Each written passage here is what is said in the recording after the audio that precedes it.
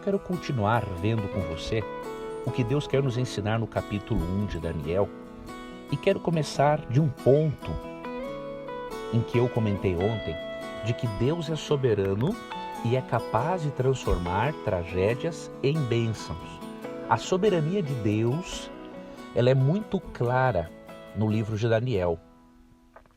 Nós percebemos que o cativeiro do povo de Israel ocorreu não simplesmente porque Nabucodonosor tinha um exército poderoso. Ocorreu porque um Deus soberano assim o permitiu. Deus não predestinou aquilo para acontecer, amigo ouvinte. Deus havia avisado o seu povo muitas vezes de que se eles continuassem rebeldes e praticando a impiedade, a maldade e o crime, Deus faria e permitiria com que reis pagãos dominassem sobre eles.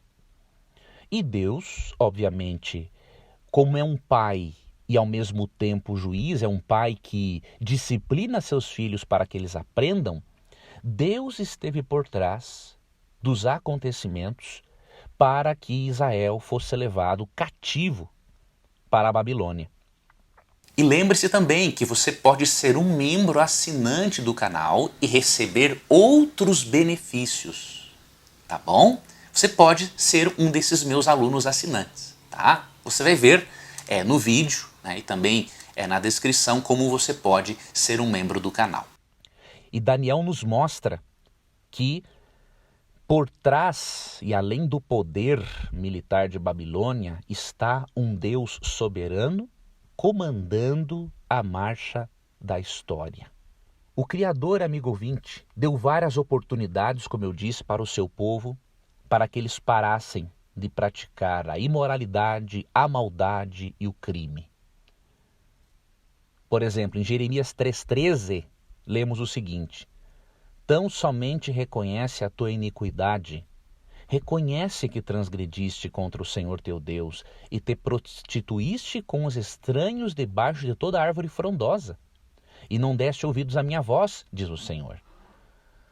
Aqui Deus diz que eles praticavam a iniquidade, a maldade e também a idolatria.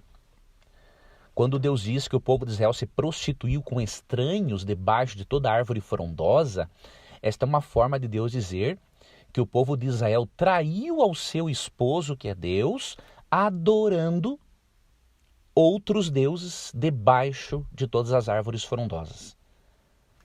Então essas são algumas das coisas que o povo de Israel praticou e que obviamente contribuiu, entre muitas outras coisas, para que Deus os levasse cativos. Para você ter uma ideia, nós lemos no livro de Jeremias que o povo de Israel, inclusive, passaram a sacrificar os próprios filhos às divindades pagãs, começaram a atuar de uma forma pior do que os próprios pagãos, porque o povo de Israel tinha conhecimento. E em sua soberania, amigo ouvinte, Deus fez com que Nabucodonosor invadisse Jerusalém e levasse os israelitas cativos. Porém, dentre esses israelitas estavam Daniel, Ananias, Misael e Azarias. 4 jovens que foram tremendamente usados por Deus, que apesar de estarem passando por uma tragédia em perderem suas liberdades, perderem a liberdade, eles acabaram sendo pessoas de grande destaque no reino babilônico, e nós estudaremos isso ao longo da semana. Daniel se tornou inclusive governador. E para você ter uma ideia, os seus 3 amigos o acompanharam neste governo, demonstrando, amigo ouvinte, que mesmo que os filhos de Deus acabem sofrendo consequências dos pecados de uma nação ou de um mundo, porque o pecado não escolhe a quem prejudicar, Deus pode transformar uma tragédia em bênção na vida daqueles que o amam, na vida daqueles que se arrependem dos seus pecados. E foi o que aconteceu com Daniel e seus 3 amigos. Agora, a soberania de Deus, amigo ouvinte, ela precisa ser compreendida à luz da sua essência. Quando eu falo que a soberania de Deus precisa ser compreendida, eu coloco isso entre aspas, porque a nossa compreensão sobre qualquer atributo de Deus é muito limitada. Amigo ouvinte, se nós não conseguimos usar, quem sabe, 10% da nossa capacidade cerebral, nós vamos conseguir entender a soberania de Deus, a onipotência de Deus, a onipresença de Deus e a onisciência dele, não tem como. Nós podemos entender aquilo que ele revela a respeito do assunto nas Escrituras, ok? Então, a soberania de Deus pode ser compreendida, ou seja, aquilo que foi revelado a respeito dela, ela precisa ser compreendida à luz da essência de Deus. E qual é a essência de Deus? De acordo com 1 João 4, 8 e 16. Diz ali que Deus é amor.